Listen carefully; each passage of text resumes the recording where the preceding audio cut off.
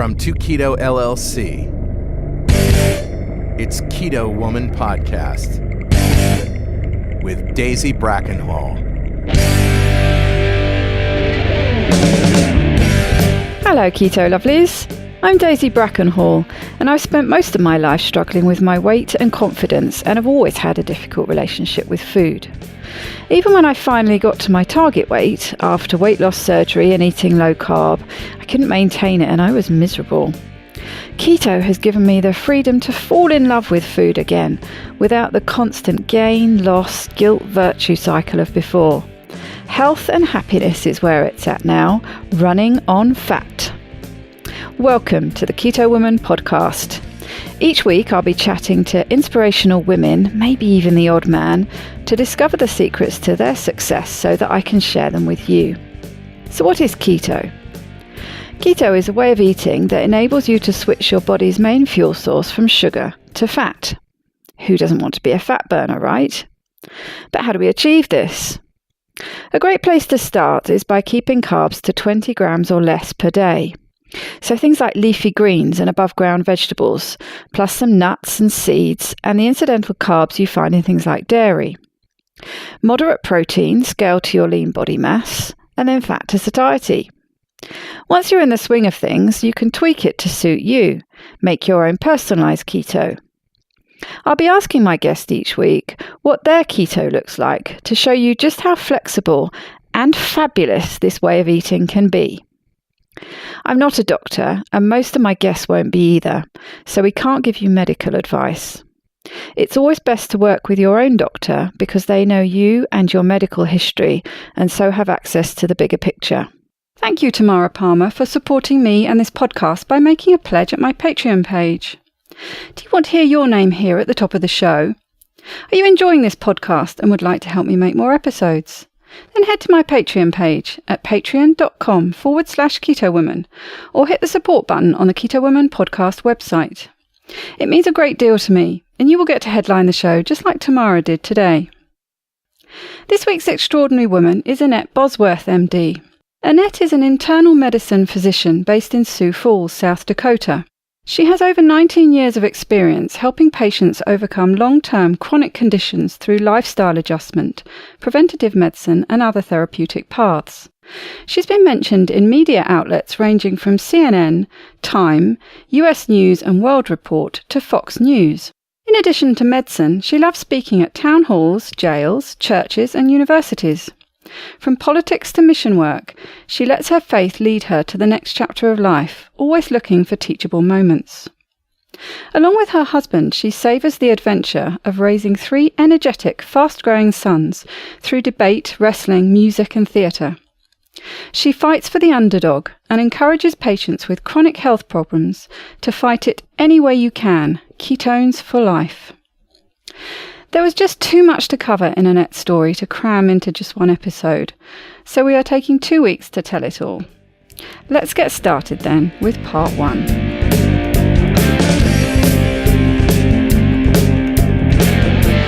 Welcome, Annette, to the Keto Woman Podcast. How are you doing today? I'm doing great. Thanks for having me. Well, it's wonderful to be talking to you. We met all too briefly, really, at Keto Fest, didn't we? And I've been really looking forward to hearing your story. Yes, I at the last minute said I'm going to clear my schedule and attend what I'd been listening to for 2 years, and sometimes a busy life, kids, clinic, and everything says, another conference, can I afford to take the break?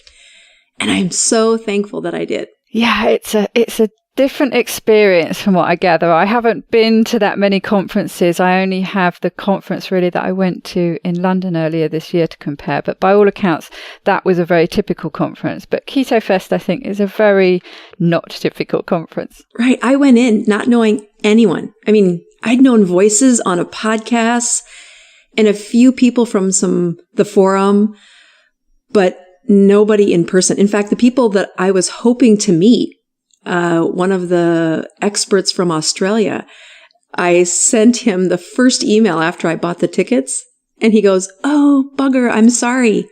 I can't come." No. Oh, no. But it turned out it was a blessing. It was great to just be present and watch. I've been to lots of medical conferences, and this was very connective, very relational. And I think in this journey of, forging advice as a physician, but also as a mom and a wife and a advisor to schools, this journey is lonely.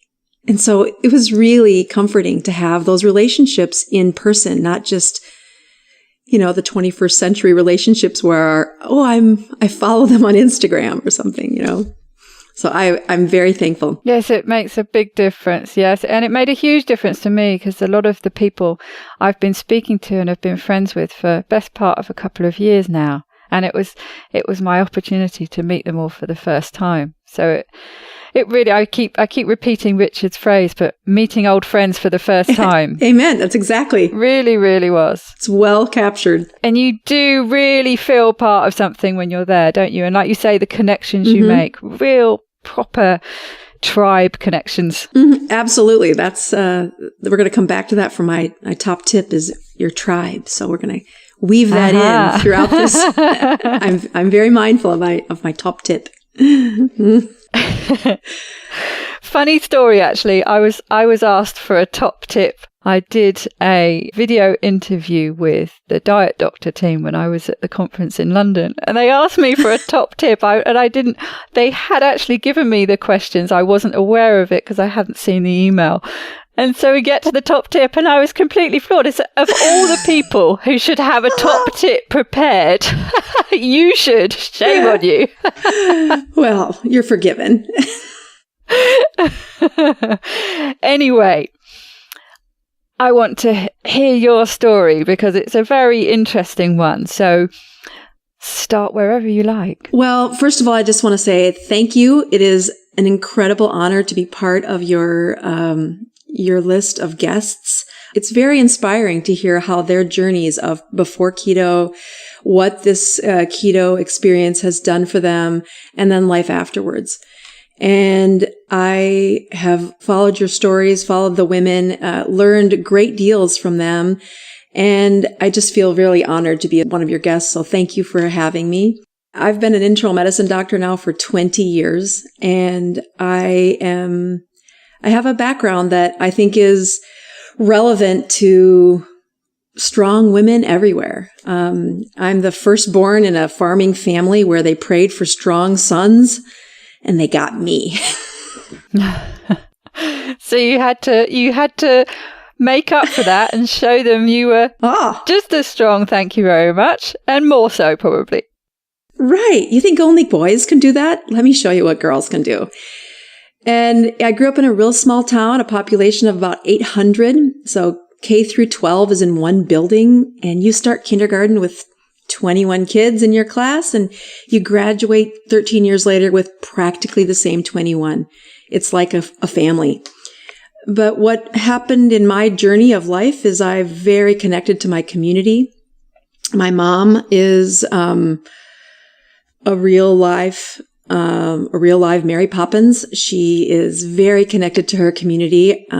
We are in the middle of nowhere, 50 miles from a hospital at the time, 30 miles from a major grocery store, and 10 miles from town. And town is 800, so we're really in the middle of nowhere. But that did not stop her in, 1970 and 1980s to say, nope, this little town depends on people stepping up and being a part of a community and taking responsibility. If you want a safe and committed town, you got to show up and do your part. And that was a very big part of the threads that have wove through my blood and my story. And I've learned that it's very attractive to other women to say, how do we make a difference? Just last night, there was another shooting in America where, moms send their kids to school today saying, please don't let them get hurt. And you say, how do you impact this? And I believe it starts with your local communities. You cannot fix this without, I believe, women signing up and being a part of your community. And that's a big theme to the story that I'm going to tell you today. which is my life before keto, and then what keto has done and how it's changed my whole practice of medicine. So as I said, I'm a hog farmer's daughter. I grew up, my dad had an evil trick that he had 2 daughters and a son, but we were cute and we were cheerleaders and we were popular and very social, very extroverted. I love people. And when I was, I think 13 was when he decided that the girls were going to be the ones in charge of cleaning the hog barn. Nice. That happens once a week at our farm. And I don't know if you've ever studied the potency of smells, but a hog smell ranks like number 1 next, or maybe 2 next to skunk. For once it's in your skin, you're in trouble. You're gonna exuberate this smell for, So yeah, Saturdays, because we went out on Saturday nights, Saturdays were the day we were going to clean the hog barn. Oh, bad choice. Oh, day. Strategic choice. He was very strategic. Was this an anti-boyfriend scent? Absolutely. By any chance? It's like if there were pheromones that came out of teenagers, you stopped them when the smell of hogs landed on your hair or your body. So my sister and I, we came up with some pretty great ways to counteract Dad's plan. We did things like we took rubber gloves and we put them over our heads to put our hair in. We took saran wrap and we put it under our clothes in hopes that the smell wouldn't actually touch our skin. And some of that worked. But the point is that we were very involved in our community, and I grew up on this family of very strong work ethic. And from a very young age, I was responsible for how our farming did. I had chores. I had, if you didn't get chores done, you weren't allowed to have a car to go anywhere. And so there was a really strong work ethic. And I can remember a very important day when I was in the 7th grade. There's this little school that had an assembly, and the assembly gathered all these students, and these 2 kids who had been to college were going to lead the assembly, and their last name was Adams, and they were really, prominent people in my little community, and their kids had come home from this fancy school, and they were leading the assembly, and I'm this little 7th grader with, pigtails practically. And they tell about the college they chose, and one had been in a fraternity, and these were kind of new concepts to me in the 7th grade. And it sounded very exciting. And as soon as they were done with their presentation, I shot my hand in the air and I'm like, "What's your job?" And they had a degree in music, which although is lovely, they didn't have an answer. And I had ridden my bike to school that day, and I remember riding my bike home so angry, like the world didn't match. They had gone to college. They had this thing that was supposed to lead to a job, and they didn't have a job. And at the end of our driveway, which is about a half mile long, I would pick up the mail. And that day, Time magazine was in the mailbox. And I opened up the Time magazine because on the front, it had job placement. And it said, if you train in this field, what's the percentage of people that work there? And I can remember riding my bike down the driveway with no hands on a gravel road, finding the article that said, what's at the top? I can't imagine going through all this, getting the privilege to go to a college, and then not having a job. And way at the top was medicine. This is probably 1985 or something. I don't know. And way at the top was, if you trained in medicine, you had like 97 or 95% of the people were working in medicine. And then their job satisfaction was in that column too. And they liked what they did. And all I kept thinking is, oh, it's got to be better than hog chores. It's got to be better. And, I was the first in my family to go to a 4-year college to, I've run into some adversity problems early on. Hog farming was one of our staples for income, and I graduated from high school in 1990. And the hog market went to to pot in 1988. So I can remember my dad coming down to the basement, which is where my bedroom was. And he's very somber. He said, I know I've promised you that you could go to college, but this is a really tough market. And I can't understand what he's saying. All I know is that I was supposed to get good grades. I was supposed to stay out of trouble. I was going to get the chance to leave this little town that I swore I wasn't going to spend the rest of my life in. And I've never seen my dad cry, but he couldn't get the words out to tell me this little fund I have for you is not here. And I was heartbroken. I was like, no, there's got to be a way. And so in true spirit of who I am, I had just won the homecoming queen from my town. And that turns into a bunch of mail. And so somebody sent me a letter saying, if you are your local homecoming queen, you are automatically entered into this contest for, women and leadership. And you need to have, speaking skills. And that was one of my passions in high school too, was to be an oral interp, and to be public speaking was very important or very fun for me. And so I told my parents I had something to do with school. I took a sequins gown and headed to a little town in South Dakota. Didn't tell them what I was doing. And because if you won, you got a year in college. And I thought, oh, this will be great. I'll just do this. And of course I'll win, right? So I went to this little thing and I won. And then I saw the fine print said, you have to win nationals to get the college. And I remember driving home going, oh, that means I got to tell my parents where I've been. And I got to figure out how to get to Hawaii in like 4 months or something. Hawaii, crikey. I know my dad had never been on an airplane before. It was their 25th wedding anniversary.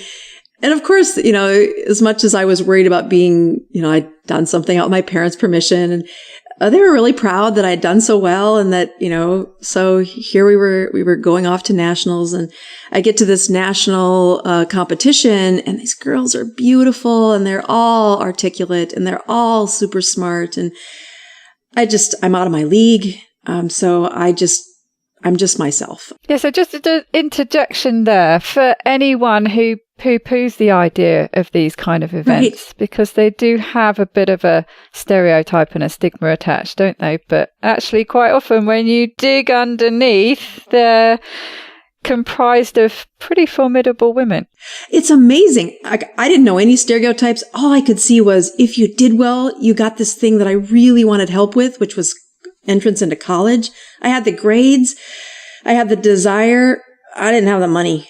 And I get to this place and these women they've been the president of the debate team. They know all about politics and like policy that I hadn't even heard of.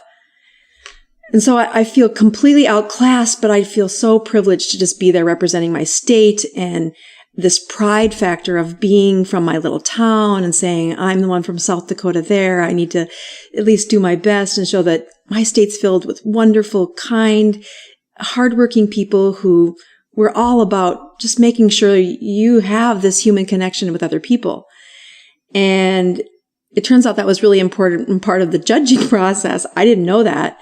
And so I get all the way up to the top 5 of these contests. And they take you behind the stage, and I'm amazed. I'm like, top 5, the top 3 all get the year in college. And they take you behind and they do something not shady, but they say, now, if you win, you have to do this 2-week tour in Europe and something about a world competition. And I'm thinking, how do you do that and still get good grades in college? Wouldn't you fail?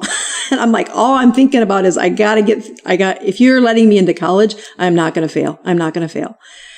And, so I really think that influenced who was able to win, but I didn't care as long as, I was enough to get the top 3, and I got the lowest you could possibly get and still get a year of college.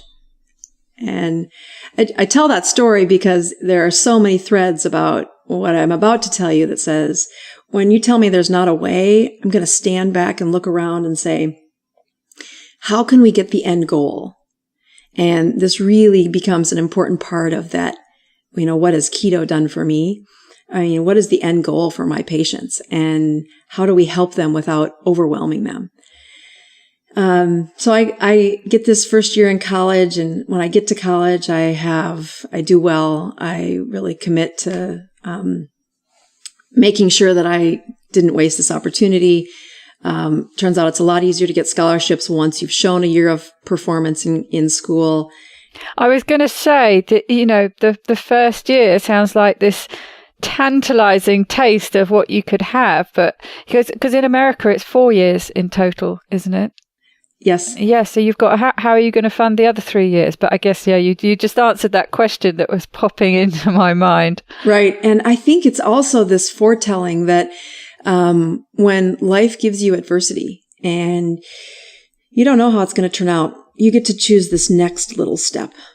And when you can just stay in the moment, when you cannot let the anxiety pull you out of the panic, when you can have your ropes connected to other grounded people, I do believe that is so valuable for getting through a tough time, getting through a difficult, chapter in life. That's very true, actually, and it's an interesting mindset to have.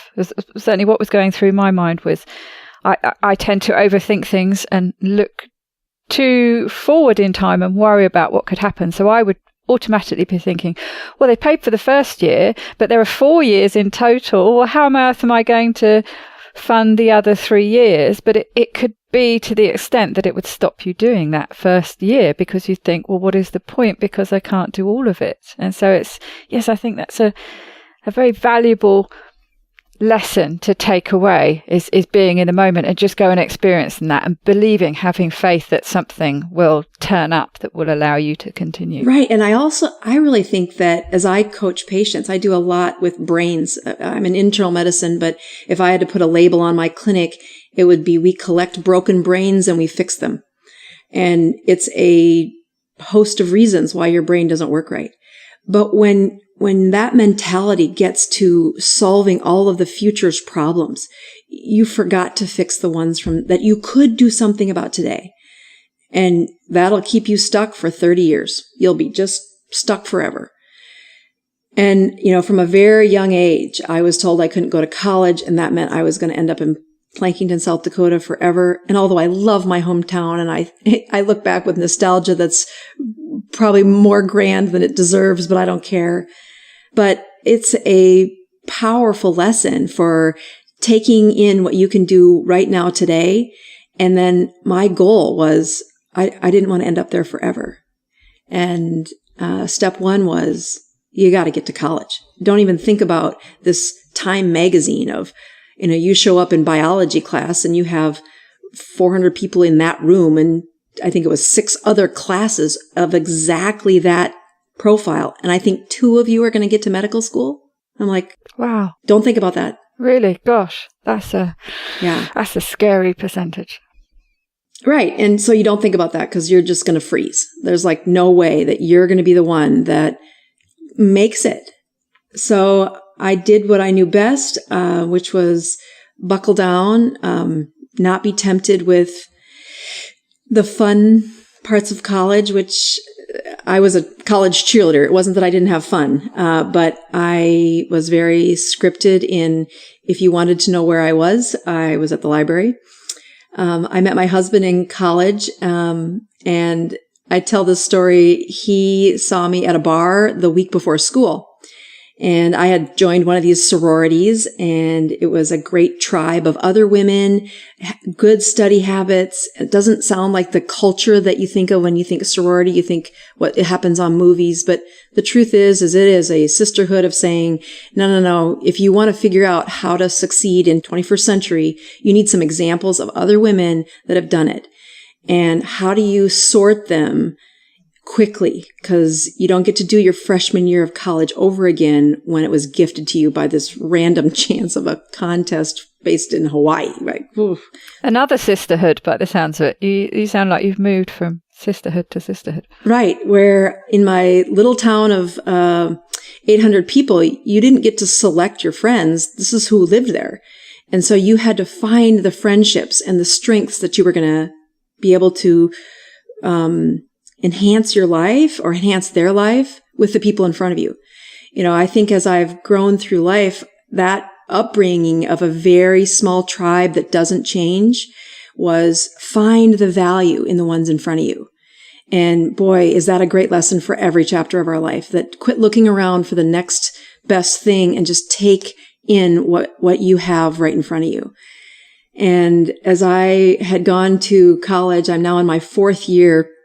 When I looked at this 4th year of college, it was the hardest year of college for me. And I had shown up in our it's called Rush Week.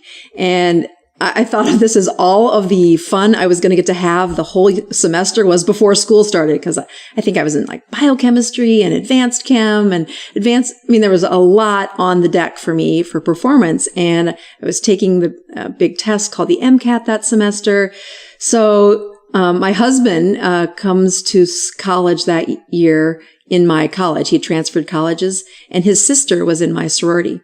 And his sister takes him to the bar, and I don't remember the story, but he tells the story from his point of view, that he saw me across the bar and says to his sister, "Who is that?" And she said, "Oh, she's in my sorority. She was a cheerleader with me, but you do not want to meet her. She studies all the time." And if you ever meet my husband, I think he was just born brilliant. So he remembers coming up and asking me a question that night, and I don't remember him at all. And so I go on with the rest of my year, which is a very strict schedule of studying. And I had a bicycle that I got around in college with, and I timed that it was 4.5 minutes from the library to the place where I would have my supper. And if I timed it just wrong, like if you're 10 seconds late, you cannot eat with the house mother. She is very strict about manners, and you had to be in the room and sing the grace with the girls, or you didn't get to eat with the house mother. Well, dang, I calculated that wrong. It's like repeating theme in my life that I studied right up to the last minute, and I would not leave any time for like not unlocking my bike, incorrectly the first time. So I would cut it too close. No contingency wiggle room there at all. So I ate supper. My husband had become a houseboy at our house. A houseboy means they help with dishes and they get free meals and they get a date to all of our formals. And he had become the houseboy at our house with the specific intent to get a date with me. And of course, I don't know this, but I'm notoriously late for supper. So I'm eating supper with him every night for a year. I have kind of sworn off that I don't have time for boys. I've had a heartbreak over the last year, and he proceeds to ask me out every night for a year.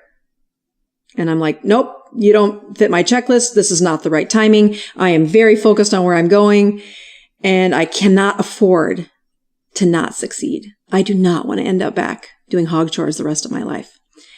And, it takes a year for me to say yes to his date. And we just celebrated 20 years of marriage and about 24 years together. But the point of that is even when something, you practice taking advantage of how can I appreciate the ones in front of you. If you get too goal focused, if your blinders are on, sometimes you can't see the blessing right in front of you. Lucky he was persistent then. I often wonder, would he ask that hard now that he knows what he's got? And I wonder what the tipping point would have been. How long would he have gone on asking? Would he have carried on for the full 4 years, I wonder? I'll tell you, I think that's what got my attention was I'm like, oh, this guy he's brilliant. And he is adventurous, which I think is a very fun mate to have, is one that wants to try and risk and do things beyond what I had imagined. But I don't think there was a lot of leftover time. I think I pushed it as far as I could push it. And it turned out that it was good timing. Dating somebody in medical school that's not fun. You're kind of a slave to the demands. And then those first few years of residency aren't any better. So it's like the first 7 years of our relationship, I was dialed into a level that was very committed, but not available. And was he studying the same subject, or was he doing something different? Oh, absolutely not. Absolutely not. His training essentially is an economist. He can look for opportunities, find a time when this is a good investment. This is a good time to put energy here. This is walk away.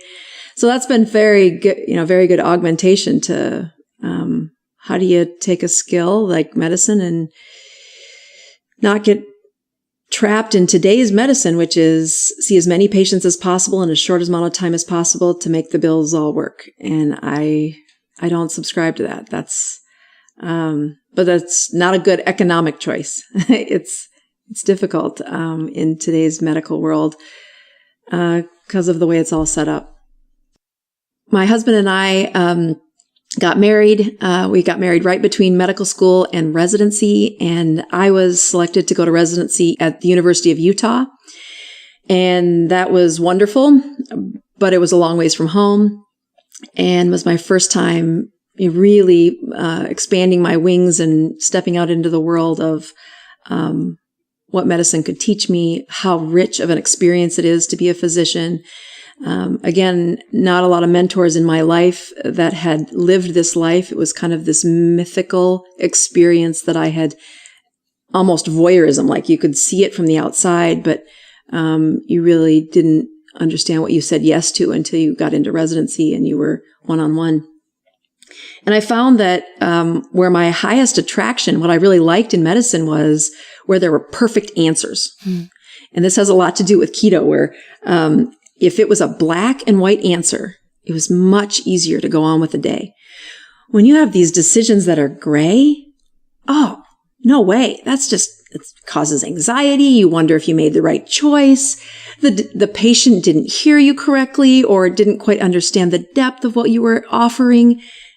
And that was a lot more stressful. So if I could find the part in medicine where there's black and white answers, that patients don't really argue with you, you just tell them what to do and then you do it, that was going to be where, that sounds good. So I think that turned out to be the people who did pathology, where the patient's not alive anymore. Yeah. Or maybe the ones that are intubated. So they are in the ICU. They're hooked up to all these machines. They cannot argue with you. Basically, you've got to take away the ability of choice. So I was certain this was where I belonged. And I'm very analytical. I love the formula of the right answer. So it turns out in an ICU team, you use this collaborative effect. So there was my community that I really needed in my life to feel whole. So this ICU community worked as a team to get people better. And I was part of this really fun study that said, what's the number one thing that causes death in an ICU? And our ICU was one of the top ones in the country, and the results were about to come out. And I was sure it was going to be like hand washing or something that was black and white. Or if you took them off the ventilator at this point versus that point, it was going to be a yes or no. And when the answer came back that the highest risk of death came when someone on your team was going through a divorce or a loss. Wow. That blew my mind. Like, I can't control for that. That's so not fair. And in the end, I just think it was another one of those moments where, all right, to live in the moment where you can control this and not look too far ahead is a repeating theme. So I had done some slave labor in my final year of residency to get this fellowship. So here you get into medical school, you think that's the heaviest lift. Now you get into this residency, and if you want a fellowship, which is where the specialists in our country, we do the specialists after this. If I wanted to study ICU medicine, like 1 in 50 of the applicants of these super smart, very advanced people were going to get into this fellowship.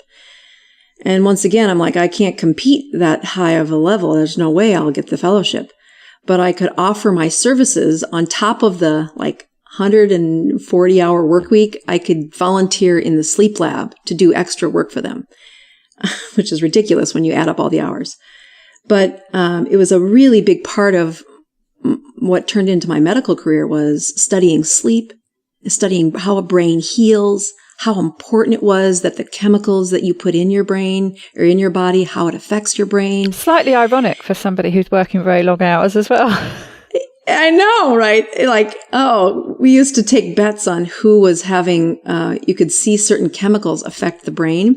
And as the folks running the electrical stimulation, like electrical brain waves in a sleep lab, we would take bets on saying, well, who's on these drugs? But what we never did was look at ourselves. Like, danger. Yeah, it would have been interesting. Right.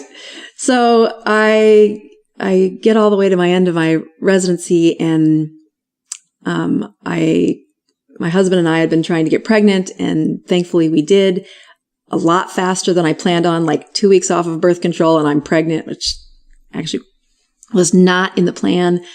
But I think it was exactly what I needed to remind myself that if you choose this intense life of an ICU physician, it comes with saying yes to one thing is saying no to something else. And that turned out to be really valuable. My son was born in December, and I was sitting there holding him when they offered me a fellowship, and I said, this is not the path I want to go. I'm just not going to do that. And I have never looked back. I mean, I've been a primary care physician. I entered into a place where I got to be the mom to 3 wonderful boys. The journey of raising a family has been as rewarding as I could have imagined it. We moved back to South Dakota about 10 years after living in Utah, had all of our kids in Utah. And then I had been part of a system where I'd been paid for performance. And I think this is also one of the vital reasons that has taken me to dive full-fledged into a ketogenic diet for my practice, is that those first formative years as a physician was something where I was part of a huge medical system where they would keep track of how well were your patients losing weight? How well were your patients' blood pressure controlled? Did you screen them for depression? And these are little checkpoints that if you have like a checklist manifesto where you're going through the airline pilot to say, do you have everything done? If you did everything perfectly on every visit, there would be no problem. And that's a really good idea until you remember that you're seeing a human. Well, exactly. I mean, just as you were saying that, it sounds like it has the potential to influence how you interact with patients in the first place, because you've got this checklist going on in your mind. But also, it reminds me of the result in the ICU, where it's very unfair because you can never predict what's going to happen with who comes in and what they're going to do with the information you give them. Exactly. And what I had done was I was the first one in that clinic to be an electronic healthcare recorder, meaning I've never touched a paper chart. I've always been able to analyze how was I doing, and it wasn't just my opinion of myself. It was actually evidence of, you only checked the blood pressure in 70% of your patients. I'm like, how is that possible? We check the blood pressure of everybody. Well, remember that patient showed up late. We didn't quite get it done. And, so there was plenty of places in life where the human part got in the way of our data collection part. And what this did, though, was the first quarter that I was in this system, you get a printout and you are assigned a number. So nobody else knows what your number is, but you're lined up against all the other physicians that are like you. So I was in a pool of other internal medicine physicians that work in an outpatient setting. They don't work in a hospital. There were also several family practice doctors that were in a similar pool.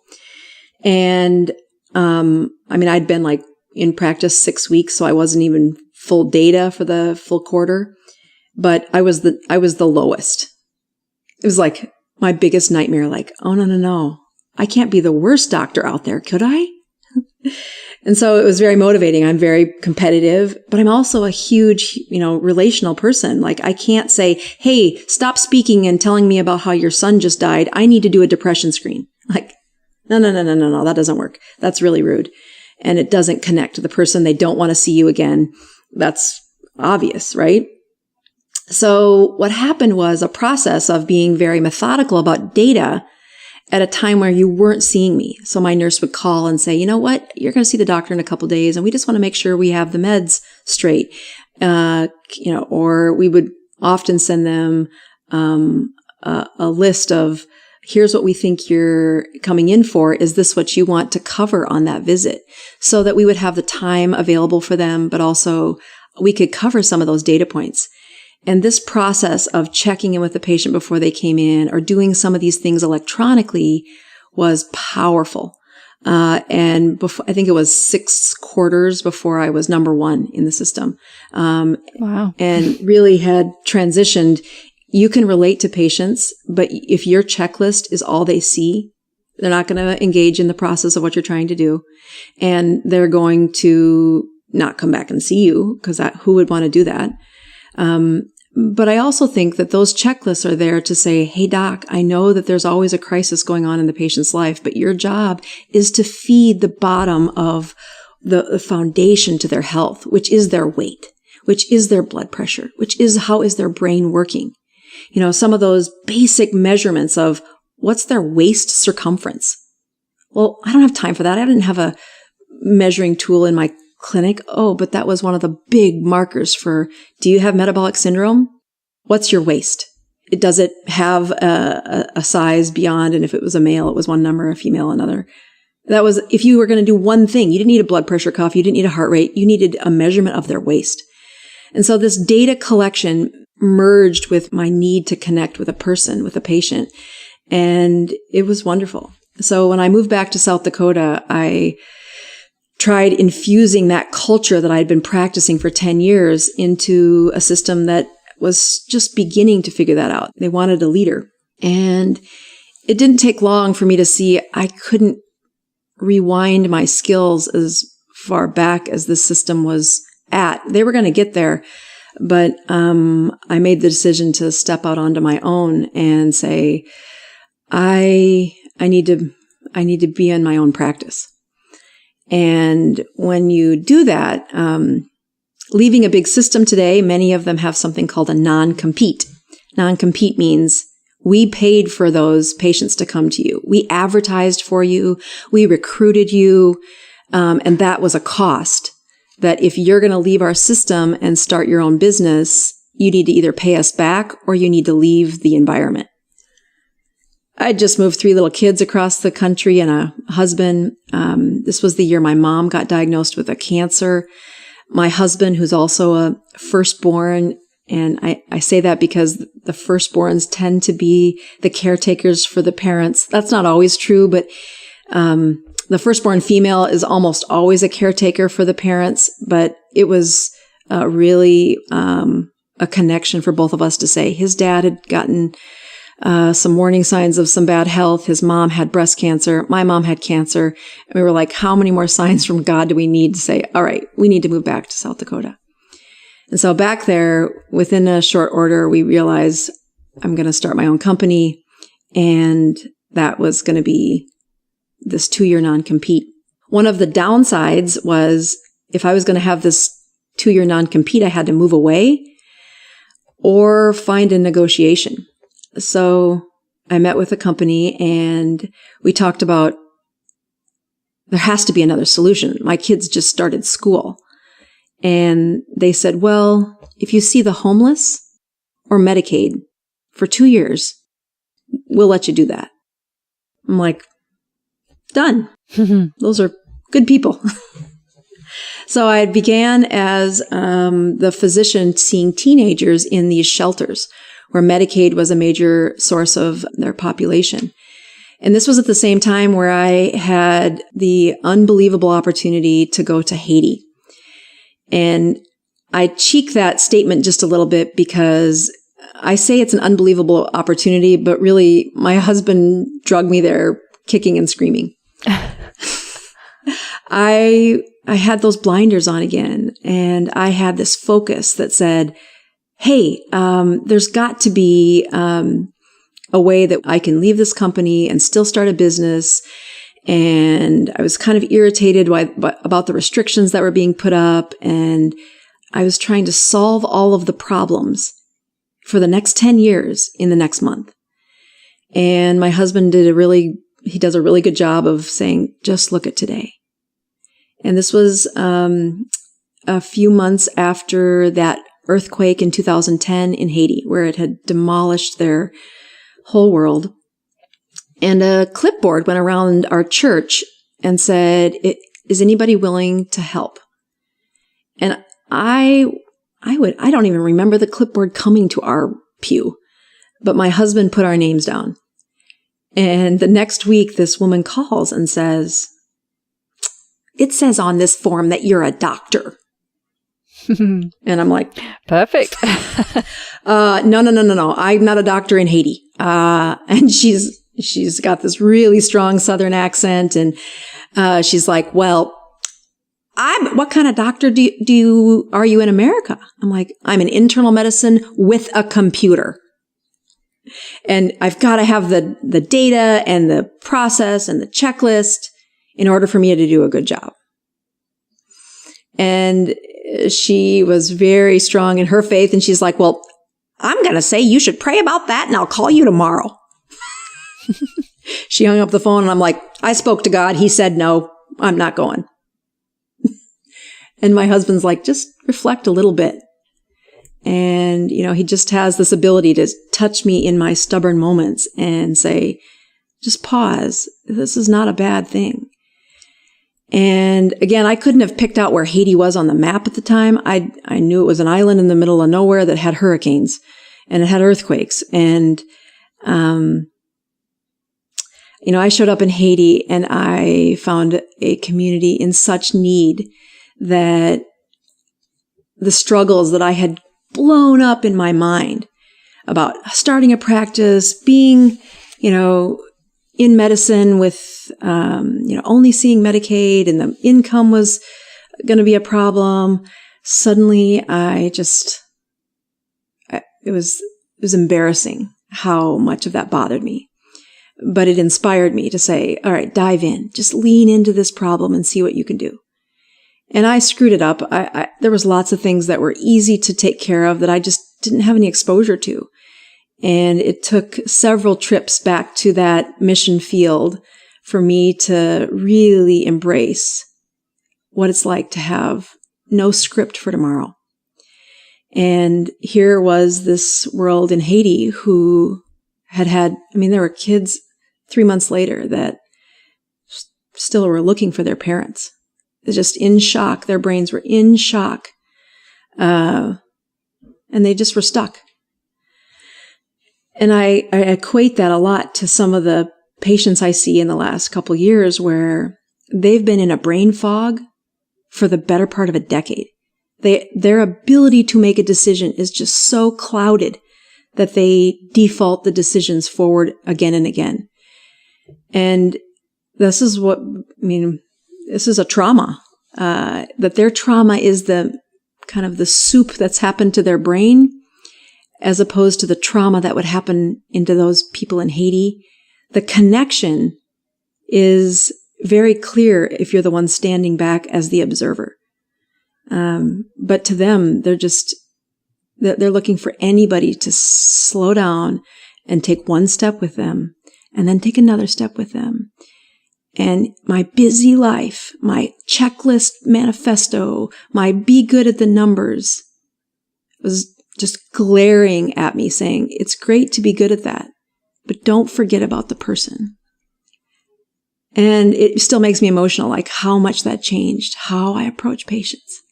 It's an interesting comparison to make as well, because I know it's something that people often say, and that always that thing that you have that you compare yourself to somebody else. What am I complaining about when there's someone in Haiti who's lost their parents? But I just find it very interesting and very touching that you do see that connection, that, trauma is trauma to the individual, and that you recognize that wherever it's coming from. Right. And, I've listened to your podcast and heard about, other women who say, I've learned not to have judgment for somebody in their story. That is, the obese patient that comes in and they've lost 100 pounds, but they still have to bear the weight of someone saying, well, they're so fat, they must be, and fill in the adjective that lazy or sloth-like effect. And that is so difficult to kind of slam that lesson into somebody else's mind to say, don't do that. Do not assume that you understand why they're acting that way. I mean, these kids were begging for anything. They were begging for love and for connection. I mean, food was one thing, but they wanted connection. And it's overwhelming. It's suffocating. You get 50 children just seeing this white person with resources. And I can barely breathe thinking about it because there was so much need. And I often feel that hunger of someone help me when that brain-fogged patient walks in saying, I've been to 30 doctors. I've spent so much money. And you just have to pause and say, from their point of view, try to understand. And it's been a really helpful lesson in medicine that I still screw it up. I still am not perfect by any means. But when I allow myself the space to say, back up, understand their perspective, it changed how I said, okay, we can do a better job in medicine. And so I returned from Haiti multiple times, took several mission trips to Haiti, took my children to Haiti, took medical students to Haiti, and really found this servant's spirit in everything I did.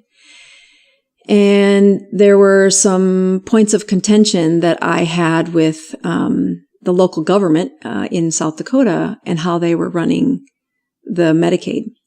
The first, you can say, battle was when you're in Haiti, there's 2 lines for bread. One line for bread was men, and the other line for bread was women and children. And the women and children were buying bread that was more expensive, and it had a unique flavor to it. Like, I didn't like it. And it actually took me a couple of visits to Haiti to realize, oh, there's clay in the bread for the women and children. What's that all about? Right. Like, what are you doing? Why? What is that? And there's a really powerful story. When I was super irritated on the second trip to Haiti, I had known that there was a problem with parasites or pinworms, and I was trying to sort out who was having it and who didn't. But I wanted a blood test. I wanted it to be easy. And I can remember looking up from this tent, and there's in my mind, there was 500 people waiting to see me.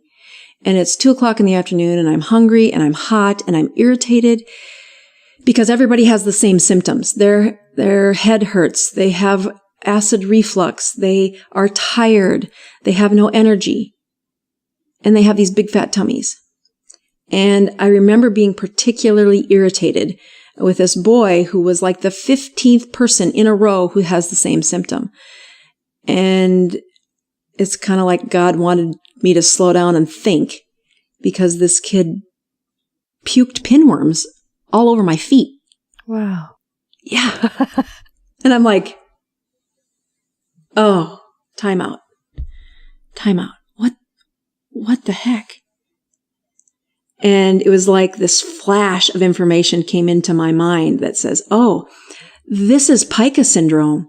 They're eating clay because they're malnourished. That's what's in the bread. And if you've ever heard of a woman getting to the end of pregnancy and she'll want to chew on ice, have you ever heard of that? That's pica syndrome. She's very anemic. There's nothing in the ice that's going to help her, but there's something satisfying about chewing on strange things that isn't just in her, it's in every race possible. It's everywhere on Earth. I remember looking it up, actually. Why is my dog eating the lime mortar out? Yes. Yeah, that's where I first came across it. So here I was in Haiti and, we're giving them all these vitamins. And I'm like, stop. You're just feeding the pinworms. We have to fix the pinworms before those vitamins are going to do any good. And there's nothing in the clay bread that made them healthier. Right. I was just wondering, actually, because I have read before that there are certain type of clay type things you can take and powders that you can take that are supposed to help clear worms. So I was just wondering if that was the reason why it was in the bread in the first place. Yeah, no, the key to their craving is there's several micronutrients, but the major deficiency is iron. And iron deficiency is really dangerous for brains. You cannot repair. This was something, if you want to have sleep apnea and be stuck in that forever, you can wear your CPAP machine. But if you're still iron deficiency anemic, iron deficiency even without anemia, your brain's doesn't have the basic tool to make the structure to fix the brain problem. And so iron deficiency is a huge staple for my practice too. Like, just look, this is a blood test. I can tell you if you're low. And in these patients, when you get all the way to craving dirt, I don't need a blood test to say we've got a problem. So it turns out that not just in the Haitian culture, but in many cultures, when an animal would be sacrificed, the organ meat would be given to the children and the women. Right. Rich in iron, of course. Yeah. Mm-hmm. Right. Absolutely. And, all my keto folks know that now, but I'll tell you, lots of the folks don't know that. So I had gotten back to my home state, and in South Dakota, we have 4 of the poorest counties in America in my state. And many of the kids from these poor counties were ending up in my shelters. So I was seeing kids from these poor counties. And there were cultural things that I was learning about. The first one that was the most powerful to me was a girl who was probably 13. She's probably 200 pounds, very overweight, but she was malnourished. She couldn't project her voice. She'd been in the shelter for a couple of months by the time I met her. And when I got her into a private exam room, she told me she thought she was crazy. I said, honey, why do you think you're crazy? And she said, I go to the bathroom and I eat the toilet paper. And I said, let me do some checking. And sure enough, ferritin is this protein that carries iron around. And when it's under 20, we know you can't fix your own brain with it under 20. We love it above 50. Hers was less than 4. Like, they couldn't measure it. Gosh. And so the treatment for that can be iron, which, of course, if you want to take pills for that, it was going to take her like 2 years of taking 4 pills a day. So she would be constipated because iron taken in the pill form can be very constipating. So then I tried buying them liver, and they're teenagers in a refuge of sorts. They did not want to learn how to like liver.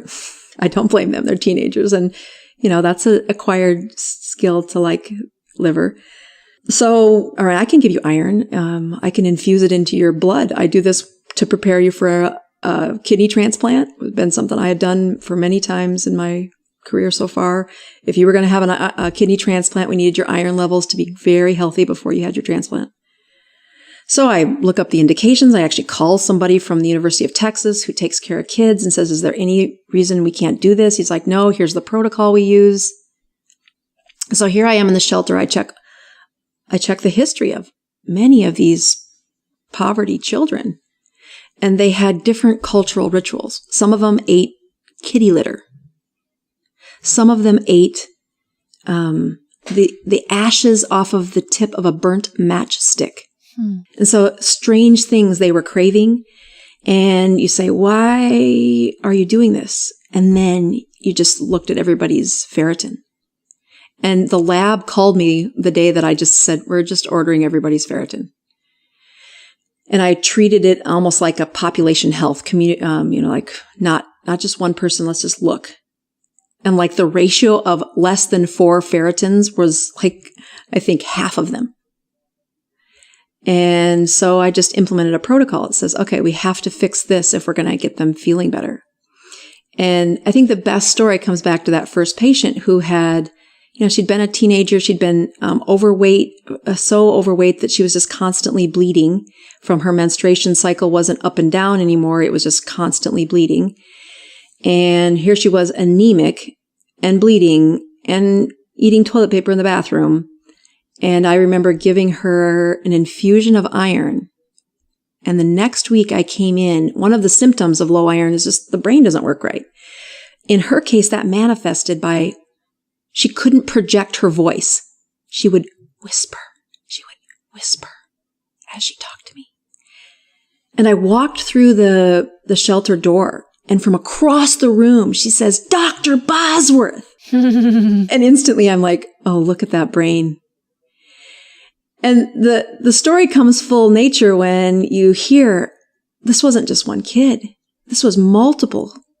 And so I implemented a protocol, and the next thing I know, I have the Attorney General from South Dakota doing an investigation that I must be getting a kickback from these iron people because nobody else in the state gives this, and they said this word, Cadillac style of medicine to these underserved people.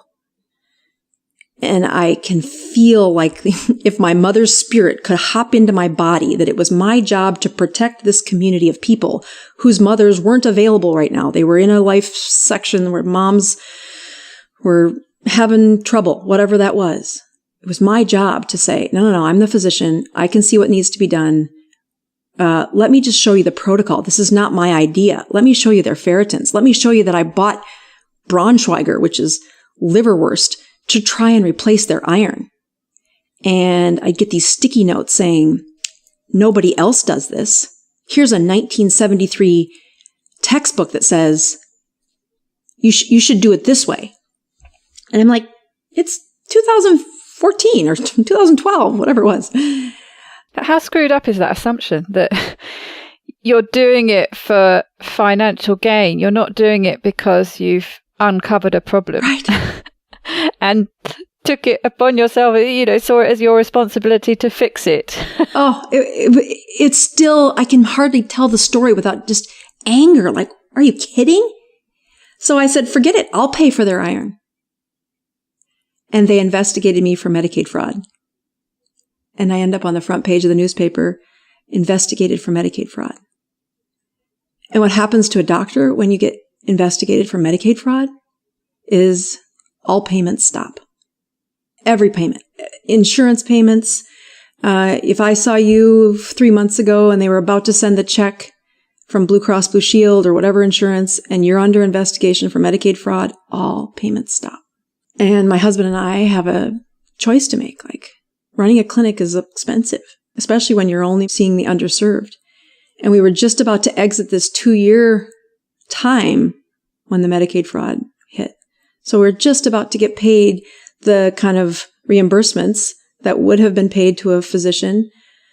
And they put this freeze on the money. Wow. That sounds like we're about to find out about a very big life change.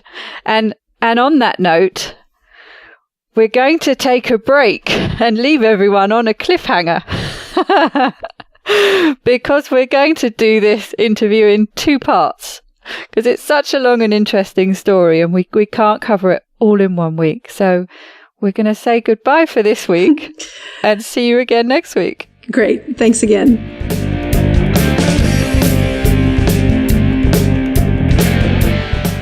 To get the resources and links from the show, please go to ketowomanpodcast.com. Are you my next extraordinary woman? Maybe you've got an idea for a show, a topic you want to hear about. Let me know how I can tickle your earbuds by dropping me a line at daisy@ketowomanpodcast.com.